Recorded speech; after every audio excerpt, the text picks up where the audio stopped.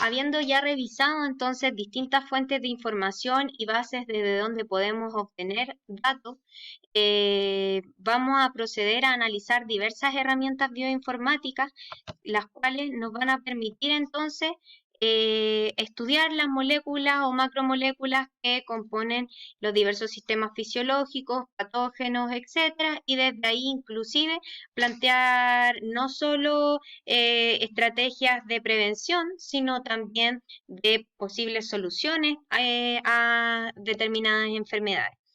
Entonces, nosotros vamos a tener diversas herramientas, por ejemplo, podemos utilizar el alineamiento de secuencias, el alineamiento múltiple de secuencias, hacer simulaciones de las moléculas por modelado, dinámica o docking molecular, etcétera, o analizar por Big Data y Data Mining, que son los que principalmente vamos a ver ahora.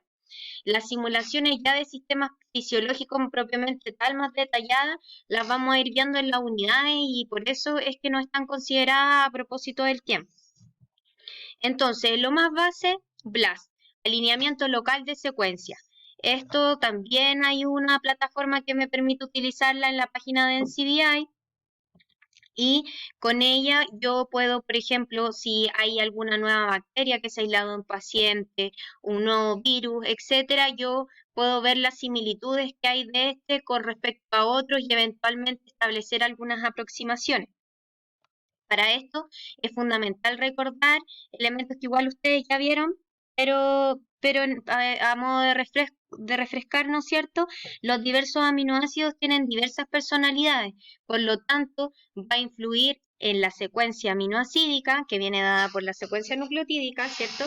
La conformación que va a tener más o menos la proteína, ¿por qué? Porque hay ciertos aminoácidos que no tienden a ir al core, las cargas claramente me van a establecer una suerte de limitante a propósito de que las cargas iguales se van a repeler, las negativas se van a traer, entonces esto va a ir haciendo, cambiando, digamos, el molde de la proteína según su estructura. Eso también tiene elementos que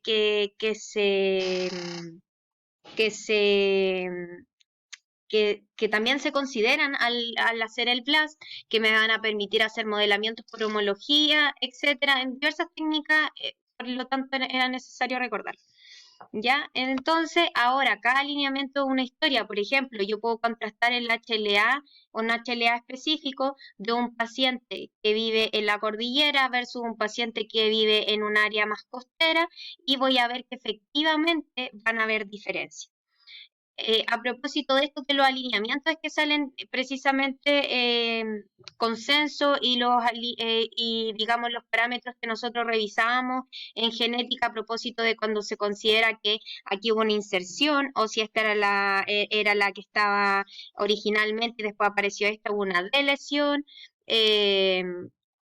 Hay ciertos cambios, fíjense ustedes que las mutaciones suelen ser conservadas, es difícil que cambie de un aminoácido a otro que no se parezca en nada, siempre tienen, digamos, algunos parámetros comunes. Entonces aquí como vemos una proteína X que a mí me interese estudiar, puedo ver que tiene motivos conservados con la misma proteína u otras proteínas presentes en otras especies y ahí eso me va indicando diversa información. Cuando yo aplico este alineamiento a 3 o más secuencias, se habla de que este es un alineamiento múltiple, que es el MSI. O MSA,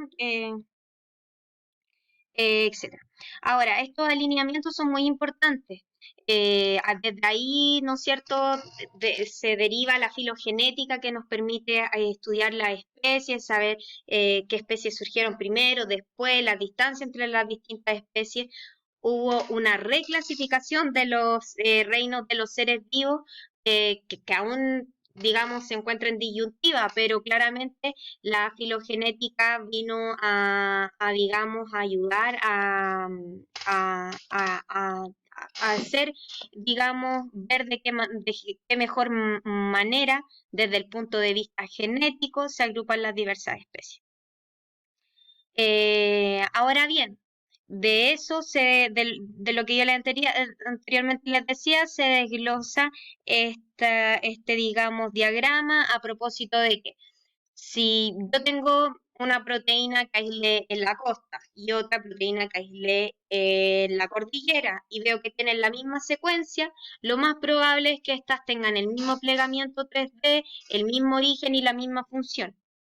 Distinto es que proteínas tengan un plegamiento 3D parecido, porque la secuencia puede ser distinta y pueden tener funciones distintas, etc.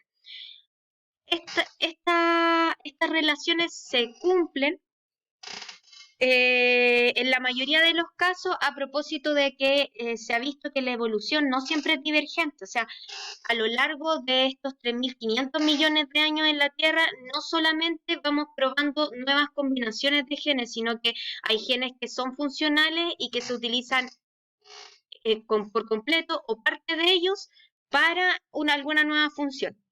Con respecto a eso y aplicar las herramientas que le entregué anteriormente de búsqueda de información, es que aquí les entrego el un paper que tienen que revisar, que es muy importante, ¿ya? Para que lo vean. Continuando con las herramientas que nosotros podemos emplear, encontramos la dinámica molecular, que ya no solo nos permite establecer una estructura a priori de átomos, moléculas y macromoléculas, sino la visualización de cómo interactúan. En estas simulaciones, lamentablemente aquí no se me ve muy bien, pero en estas simulaciones, fíjese acá en mi cámara, nosotros no vamos a ver una proteína como yo la veo en la imagen que estén fijas, sino que vamos a ver su vibración, cómo va interactuando, etcétera. Etcétera. Por ejemplo, si está así, la proteína no son seres quietos, entonces van a estar constantemente vibrando, etcétera. O sea, o van a tener áreas más móviles, áreas más fijas, etcétera. Eh, Hay visores que me permiten ver estas imágenes 3D de moléculas que, por ejemplo, yo descargo desde las bases de datos de la estructura, como SPIMOL, DMD, etcétera, y otras que me permiten establecer un modelado de proteínas, un modelado comparativo. Es decir, lo que yo les decía adelante, según la similitud o las características de la secuencia aminoácidica que yo tengo, hago modelamiento. Eh, ya en el docking molecular yo no solo veo cómo se comporta y la estructura de una proteína, sino de dos. Entiéndase moléculas, macromoléculas, pero suelen ser proteínas. Puede ser, por ejemplo, una proteína que se va a ir a unir al promotor de ADN, entonces se simula la región de ADN con la proteína, etc. Ahora, yo sé que en el breve tiempo que tenemos es bastante complejo ahondar mayormente en estas técnicas. Si alguien tiene alguna duda, insisto, me escribe a mi correo. Pero lo más relevante es que ustedes les interioricen sobre la aplicabilidad que tiene todo esto. Por ejemplo, a propósito de eso, les voy a dejar un paper muy didáctico que aparece perdón, el link de este video de YouTube, que es muy didáctico, en el que aparece una animación, digamos, una representación de cómo funciona el ciclo de infección por VIH, pero fíjense ustedes, si yo sé cómo el virus infecta, cómo se unen los receptores, yo puedo idear medicamentos que vayan a impedir la fusión de la membrana del virus con la membrana celular, puedo impedir a las diversas enzimas que tanto van a permitir la replicación del virus, el corte en los telómeros, la incorporación del genoma en el ADN, en el ensamblaje de las diversas proteínas que van a finalmente constituir las partículas virales, etcétera. O sea, esto tiene múltiples aplicaciones. Ahora en particular les voy a mostrar con respecto a la elaboración de biofármacos. En particular también, este es es un un póster que se presentó en un BioMeet de, de biomanufactura de biofármacos, básicamente compuesto inmunológico, el cual sacó el tercer lugar y fue hecho acá en Chile, se constituyó mi tesis de pregrado y de magíster, en la cual se producen la ectodominio, es decir, entiéndase la parte de afuera de las proteínas de superficie del virus Andes, es el tipo de antivirus que se encuentra en nuestro país, como propuesta de tratamiento y de vacuna.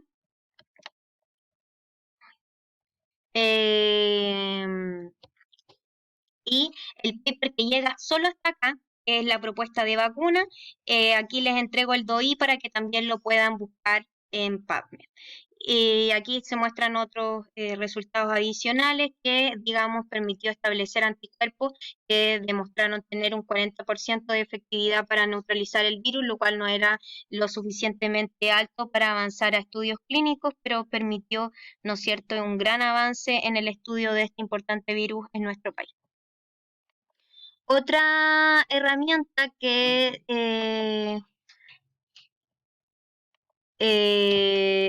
podemos encontrar a propósito de los grandes flujos de información que yo les decía se vienen dando particularmente desde los 70, donde surgen computadoras y en los celulares, en las cámaras, en los televisores, además de los notebooks o digamos eh, o torres convencionales, etcétera. Entonces, desde ahí sale lo que se conoció primeramente como Business Intelligence, que tiene que ver con que los datos que yo genero en mi emprendimiento, sea el que sea, en nuestro caso, por ejemplo, los datos de los pacientes, la evolución que estos puedan tener, las patologías bajo las cuales llegan a consulta, etcétera, yo las puedo almacenar, las puedo procesar y generar información que me permita acciones más eficaces y eficientes. Por ejemplo, vemos en medicina ver predisposición a patologías, correlación entre enfermedades, análisis y probabilidad de que tal fármaco o cual fármaco pueda ser o no más idóneo. En el mismo caso que veíamos, por ejemplo, con respecto a VIH, el contar con los análisis de tropismo e integrasa son fundamentales para ver si a un paciente le sirve o no el raltegravir, el elvitegravir o el dolutegravir, para saber si es resistente o es susceptible, entre otras cosas, o un paciente si es HLA B5701 positivo, no quiere decir que él tenga una patología, pero si ese paciente llega a tener VIH y yo le doy abacavir, lo voy a matar con el abacavir, no voy a esperar ni siquiera que la enfermedad evolucione. Y eso ya dejó de ser que yo aprenda en base a mi experiencia, sino que los datos que se han ido acumulando como humanidad con respecto a la experiencia de otros, yo ya los puedo aplicar en masa. Y desde ahí surgen el Big Data y el Data Mining, ¿no es cierto?, donde yo voy procesando una gran cantidad de datos. Ahí les voy a dejar las definiciones, pero en general, ¿en qué se difieren? En que en el Data Mining estamos hablando del orden de los terabytes y en el Big Data de los exabytes, o sea, de 10 elevado a 18 bytes.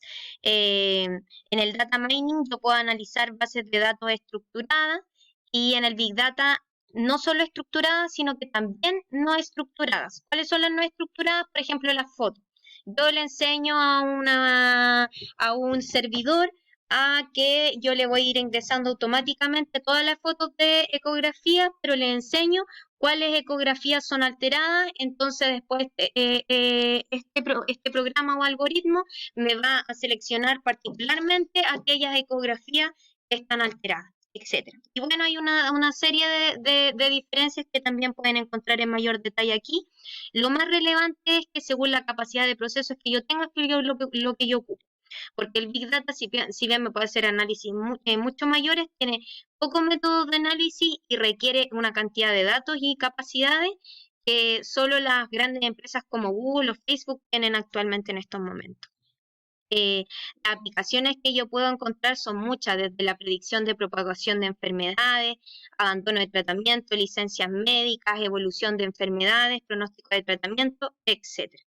Algunos ejemplos los voy a dejar en el video siguiente.